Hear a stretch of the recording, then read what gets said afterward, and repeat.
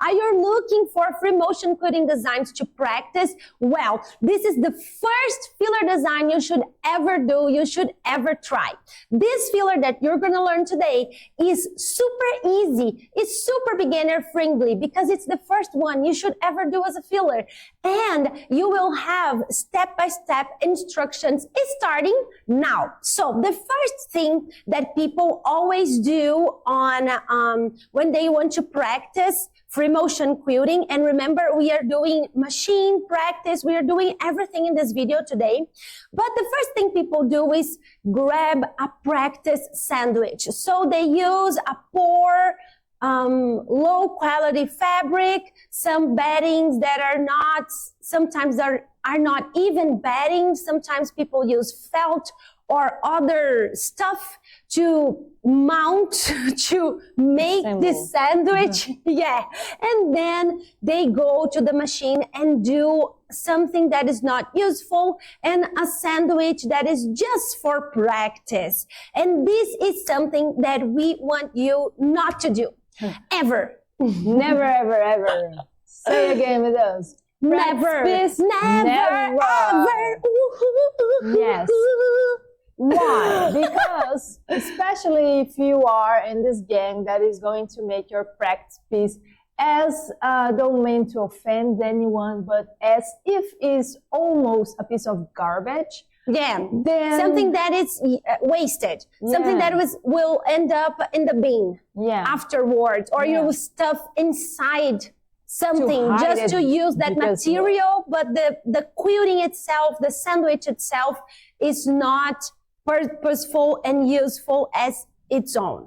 Okay, so if that's your practice piece, your practice sandwich, then you put your brain into a it doesn't matter kind of vibe in the mindset. A mindset that says this is not important because it is garbage. And this is not real. This is not real quilting. This is not real doing free motion quilting because I've only practiced. This is only practice. And this is a very, very bad mindset.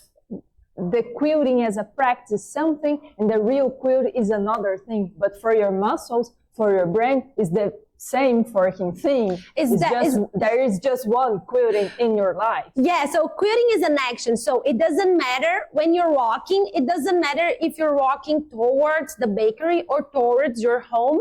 For your body, you're walking. Of course, when you get to the bakery, you'll have one experience, and when you arrive in your home, that will be another experience. But in terms of walking, for your muscles, it's the same thing. But for your brain, that's a very good metaphor, because for your brain, if you're walking towards if you're walking all right, towards a place that leads you to nowhere, it has no points. Like you're wandering. You're wandering like a hound dog, you know? You're going nowhere. So why are you moving? What are you doing? Your brain will be very confused because you're wandering alone in the dark. Okay. You're not wandering in the dark. You're going nowhere.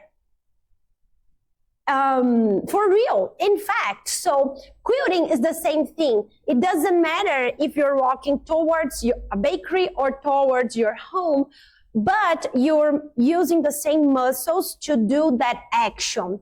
And if your brain wants to get to that place, it's even better. So when you're doing a practice sandwich that is made of low poor materials, and it's already a waste, even if you don't even started to quilt and it's already a waste, that doesn't make any sense for your brain. So your brain will not count that experience as quilting. That's why people always say, I'm quilting for the first time in a quilt. I just did practice piecing before that. So you're making the difference on something where this difference simply does not exist. It's the same thing as saying, well, eating the salad before the main course is not eating, but it is for your body. It's the same thing. Doesn't matter what you're eating, you're eating.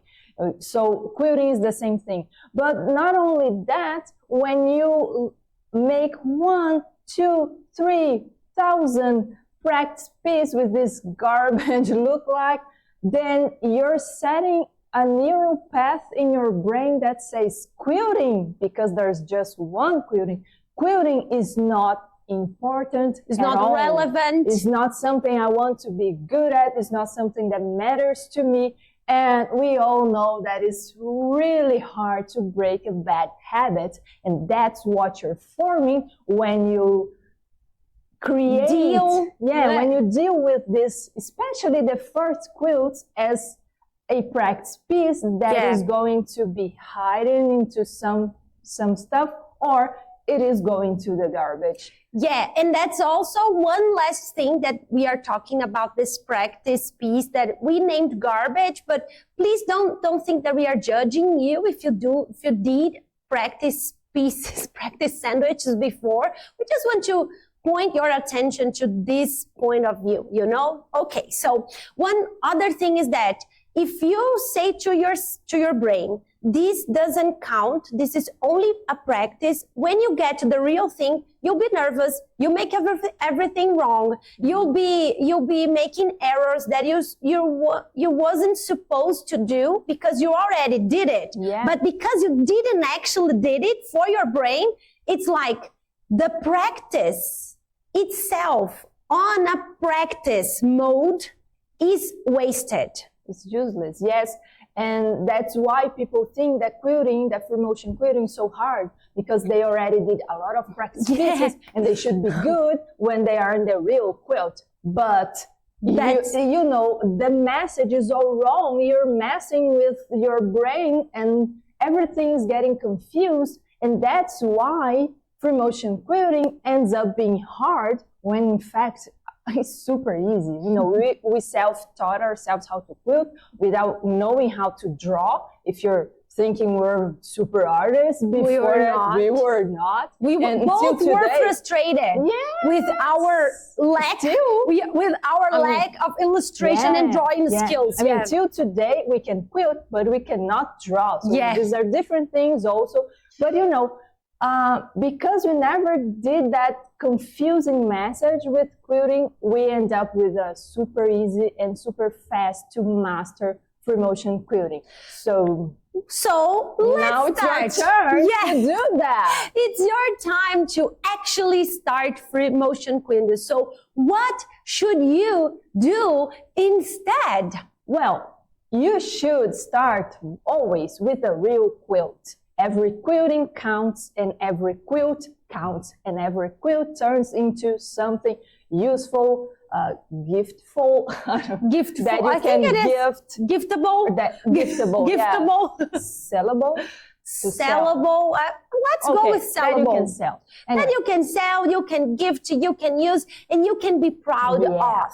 We always want to think about free motion quilting as a little baby. So your first babies, they are not as beautiful as they will be someday, because newborn babies are not beautiful at all. No. We all, that a sincere, honest person that saw a baby newborn, a baby wanted and loved and planned.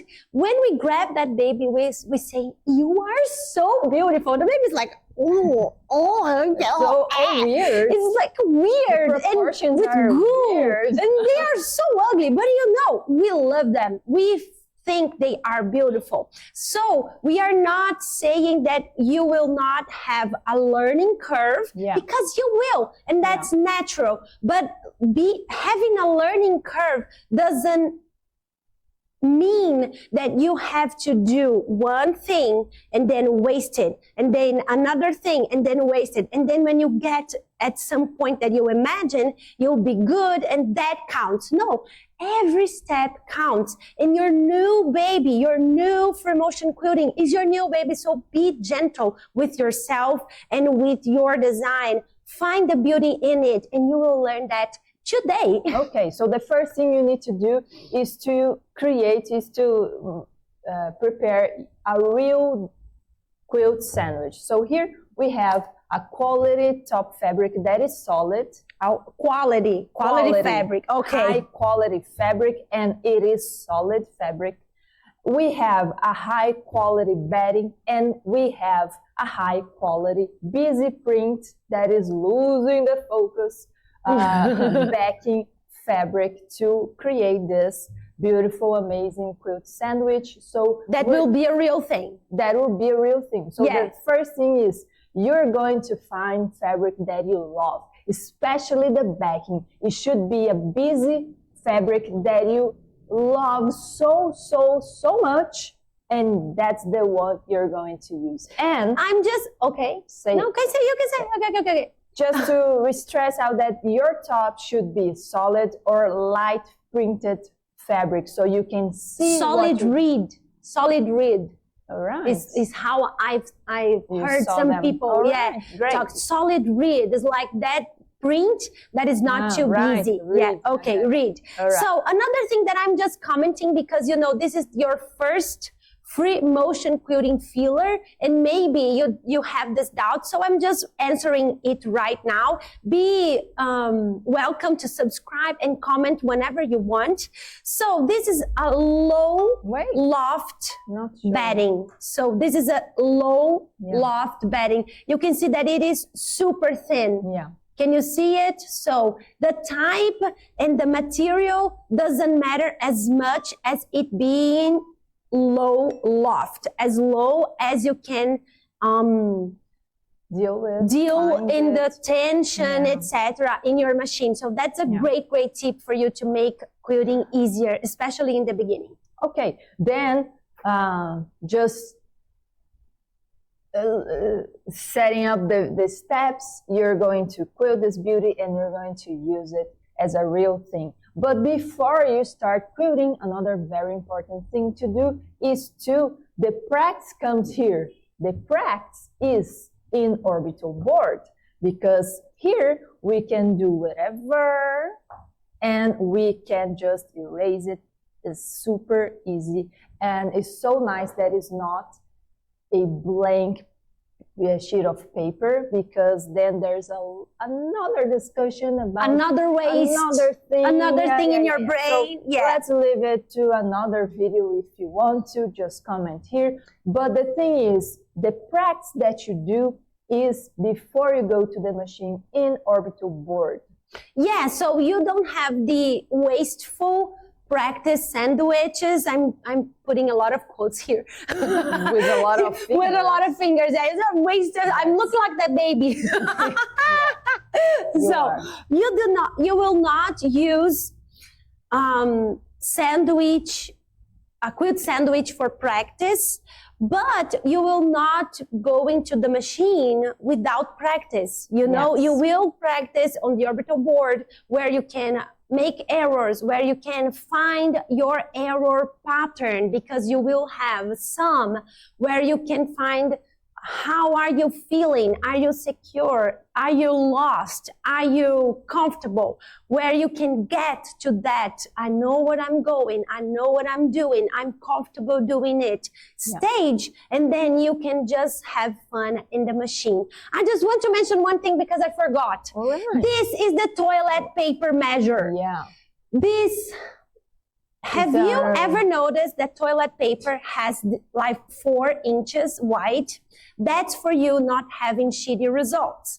And I love it. So you will use the toilet the toilet measure on your backing and your bedding, and I will comment afterwards, after the tutorial, after the machine, something very amazing about this. And because this is not waste, this is investment. And you may think that it's waste, but it's not. Okay, so then let's just start this design, the geometric design.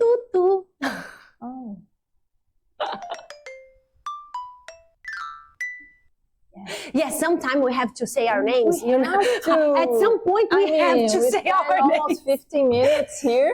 Hope you're still with us. I hope you're still with us. If you're still with us, please comment. I saw the Orbital. I saw the Orbital vignette. Okay.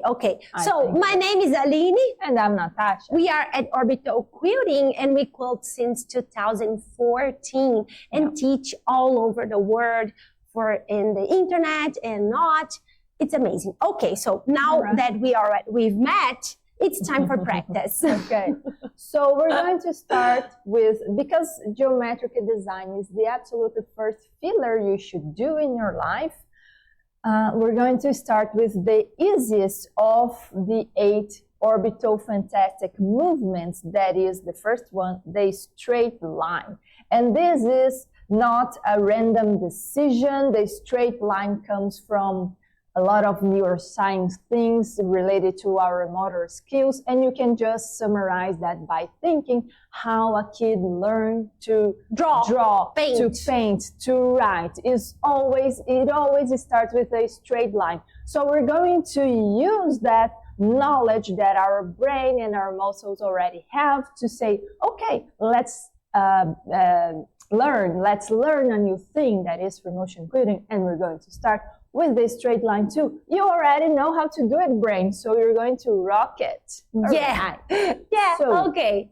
This is a really, really simple filler to do because it is the everything's allowed kind of filler. So you start with the straight line, you want to say? I like to say that people should not start with stippling, because stippling is like, don't do that, don't cross, don't move, don't make it too large, don't make it too small, don't make too many rules. Don't make it near to each other, don't make it too far apart, don't cross the lines, don't make points, don't stop, don't hush, don't breathe, don't be happy, don't be calm and confident. You cannot don't enjoy for motion quilting. When you're a beginner. You cannot do anything, and curvy, like loopy designs, some things like that are like painting inside the figures. It's like when you're a baby and you're learning how to paint, you start in the wall like this. Your movement is like this. It's as big as your arm. Yes. Hopefully, gracefully, kids have really small arms, so they don't go too far painting the walls, the floor, and the dog and everything. Yeah, so it's a raw movement. You don't start painting in the wall with loops. Like a baby. I'm Picasso. I'm Mona Lisa. I'm just, okay. So that's why you have to start with straight lines, because they're raw. They are easy to do for your muscles and for your brain, because it's just one direction at a time, and that's all you need to learn when you are learning. So you are able to make one straight line, and when we say straight, we mean straightish. You don't need to worry about perfection, about being super straight or ruler work straight line. Remember, it's the raw movement of your baby. Like all right. As straight as it can get. Yes. So if you can make one straight line like this, then you can make another one like this, and then another one like this, a bit longer. You know, you get to play with the directions and the size, and you can cross, and you can create these points. You can make it small. You can make it big. It's everything that you cannot do with stippling. On purpose. Exactly. So you're like, oh, I cannot do that on stippling, so I'm going to make that on geometric. And then you can go like giant to the other side. Doesn't matter, as long as you're comfortable with that kind of movement you were doing. And you can make something like that, and you can make something like crossing all the things. You know, it's pretty much forgiven, and It's straight chaos. It is. Straight line chaos. That's the sum up of geometric design. So, and then you're like this and you say, oh dear, but I forgot this part. What I'm going to do now? Well, because of everything that is happening here, you can just cross that and, oh, I want to fill this a little bit more. And you can cross it and, let's say, resolve the issue of density here. And if you say, but I want something here, you can just, go there and add something there. You can cross it as chaotic as you want. It doesn't matter. Yeah, and you will practice this on the board so much that you are comfortable going anywhere and doing every movement. So you can try to make triangles, squares, little odd shapes like squared balls, squared circles. Do you wanna do that? No. It doesn't. I'm just naming so the brain of people can remember. Literally anything. Yeah, you can do zigzag things. You can do whatever you want to do with straight lines. And remember to cross a lot on top of what you've already quilted. So you're very relaxed and you are exploring. You're sending the message to your brain. This is fun. Yeah. I can do whatever I want. Yeah. This is freedom. Yeah. I can do that. And then you will realize you actually can do that. And then we'll meet you on the machine. Okay. So because this is your first filler of free motion quilting, I will start very easy. I will grab my needle thread and I will submerge my needle, go down, yeah. And then manually, of course, on the machine, and then I will pull the bobbin thread up, and then I will grab both of them together in my left hand, and then I will position my needle inside that same hole again. So this is easier because you don't have to worry about this. The only thing you have to do after put your grip gloves with all your fingers, this is important. Maybe we should do a video on like essential materials for comment if you like it. You want to know essential materials that will really make your life easier. Yeah. As a beginner or not. So because I have these two lines here, I will just position my finger here so they don't move when I start quilting. And I am doing this first movement very big. You can see that everything's okay here, and I will just make sure my needle is in the down position. And now I'm going to start exploring. So I'm going up and down. And remember, you can always start after one single movement. So let's try one and then stop. And then another one, and then stop. And as you can see, even my straight lines are not super straight, and it doesn't matter. That's okay. That's not because free motion quilting is not perfect or you can never do perfect lines. That's not something like that. It's just that we are not worried about this right now. We are just teaching the movements to our muscles and to our body. Aesthetic will be a result, not a goal. Yeah. Here. And we're going to talk after this machine quilting about the thread we choose, the color thread we choose. So yeah. Be with us. Yeah. So if you want, you can do a little square. My little is not little. Yeah. And then cross it. And you can even do a little triangle here. And then go back. So squares and triangles are good for your body because they are kind of directional. So you go to all the directions with a square and you do, when you do a triangle, you do a lot of diagonals too, yeah. So you cover pretty much all directions that it got.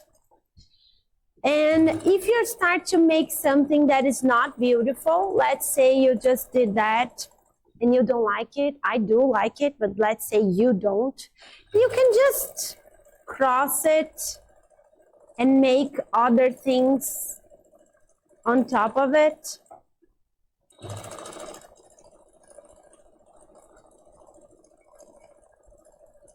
Yeah.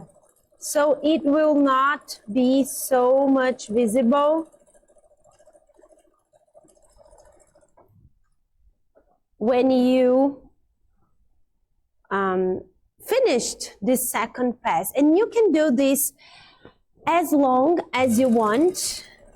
Well, to the whole size of your sandwich. Yeah, so my sandwich is pretty big for one filler like this. Yeah. Because with this filler, you can do a lot of movements in a small part, in a small section. And don't be overwhelmed by the size of your quilt, because you know, we already told you, we are making something here that is real, that is useful, and that counts. And if you left something unquilted, let's say I left this unquilted, I will actually leave it without quilting. You can see it's very relaxing. I'm quilting super, I will not say super slow, but it's obviously slower than a lot of people think.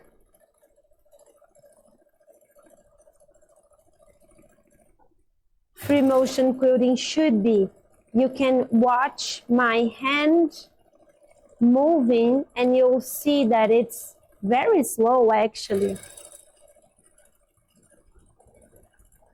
So I'm just making whatever I want to make. And exploring.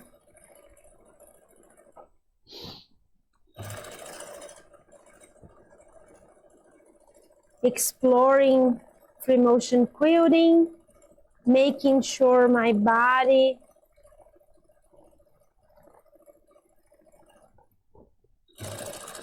is understanding what this is about. And I will make pretty big lines here. So you can see that this design is not about organized shapes like this. This is a very pretty design that is super organized. So as you can see here, this is a design. A design is super organized. This is another thing. What I'm doing here is scales. So I am not worried about spacing anything. I'm not worried about direction, about making shapes. I am just moving whatever I like to move. And of course, you can use that randomness to see if you are able at this point to make little squares, or maybe triangles like this. And of course, you will go back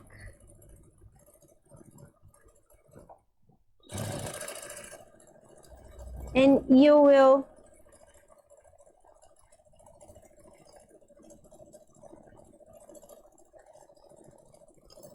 kind of erase that, so it doesn't matter if you were able or not.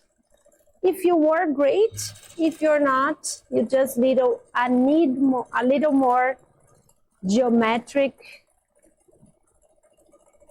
in your life. So here I am. I have 2 spots that I don't fill. This actually happens.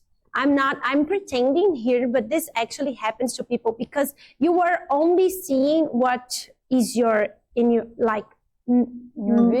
Yeah, it's like near your needle. Yeah. The area that you cover with your attention is kind of like this. It's very small, and your hand is is on top of your sandwich as well. So this is actually very common. So the only thing you have to do is go there. Come here, whatever is easier for you. Maybe I will do another one on the other part.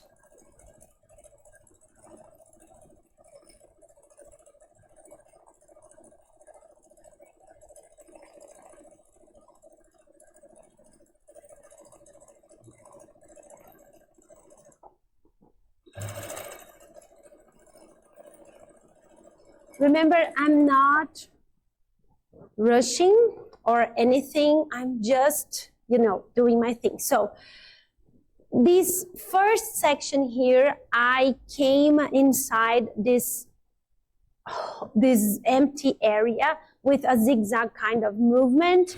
But then I will make kind of a ladder here. And then I will do another ladder. And then another one. So you can see it doesn't matter whatever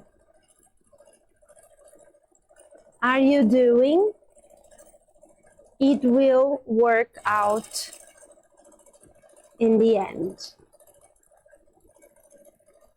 I like to cross a lot because I feel it is beautiful when things are crossed like this.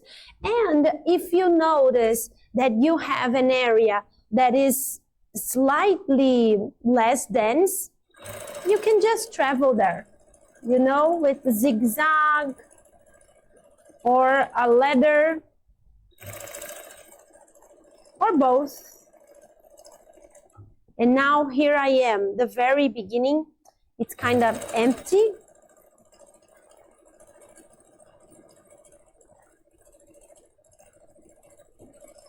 The great thing about doing this, here on Orbital Quilting, we always like to make things at the maximum of their potential. So when you feel a sandwich practice with one loopy design or a meander, you just quilt that area one time. So let's say you do 100 moves.